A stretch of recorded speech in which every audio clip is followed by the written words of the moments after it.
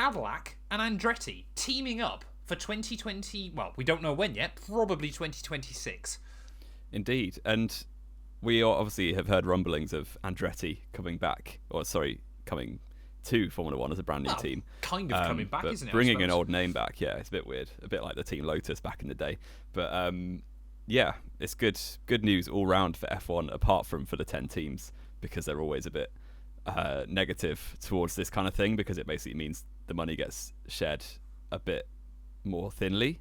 But yeah, for everyone else, it looks like they're gaining credibility, which is good news. And hopefully nothing blocks their path to Formula One. So you're all aboard getting Andretti in, are you? Absolutely. Get them in. Another American team. Fair enough.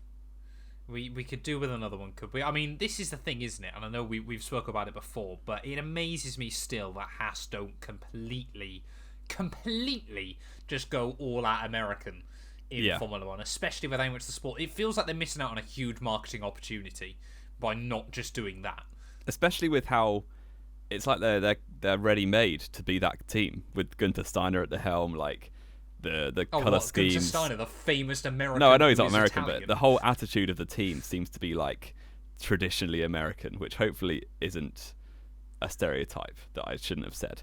But I can't work out what stereotype you're trying to make. It's like super brash, like here we are, we're gonna beat everyone with like no, like just brute force. I don't know where I'm going with this, but you know, when you think of a typical like traditional Americanism, Haas could fully go for it with like Logan Sargent, the other one, who's the New Garden. Oh, well, is he still around? Okay, fair enough. He's still around, yeah. Bring back Scott Speed, I say. Scott Speed, bring him back. Yeah, it could be massive for Haas, but I guess that maybe is one team that is a bit annoyed about Andretti coming in, because their American market, or their like stranglehold on the American market, might be loosened a little bit by a second team, and also by Logan Sargent being in the sport as well. They have a few more choices than just to go for the one American team there is. Yeah, and I mean, obviously, we've tried to speak about Andretti there and immediately have gone back to Haas. Yeah. But from their perspective, of course, you know, they might... Oh, no, they've already said, haven't they? They want to try and get an American driver in.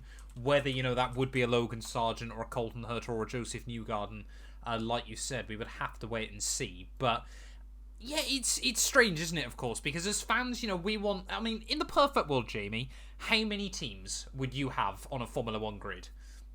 I think basically between 10 and 12 is the ideal. I think you obviously, F1 back in the day had like no regulation of how many teams could be in F1, so you'd have all of like pre-qualifying and all of that rubbish, and you had to be within a certain, it was 107%, wasn't it, to qualify for the race.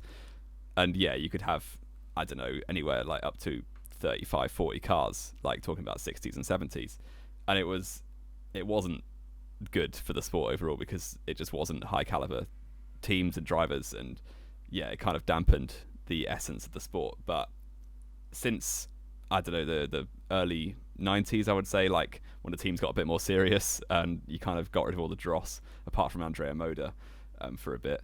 But since, I mean, the 80s and 90s were the worst generation true. for just having absolute garbage. You kind of have like one or maybe two. Obviously, we had the three teams at once in the 2010s, early 2010s, but it's mostly two that are kind of a bit cut adrift, which is a shame.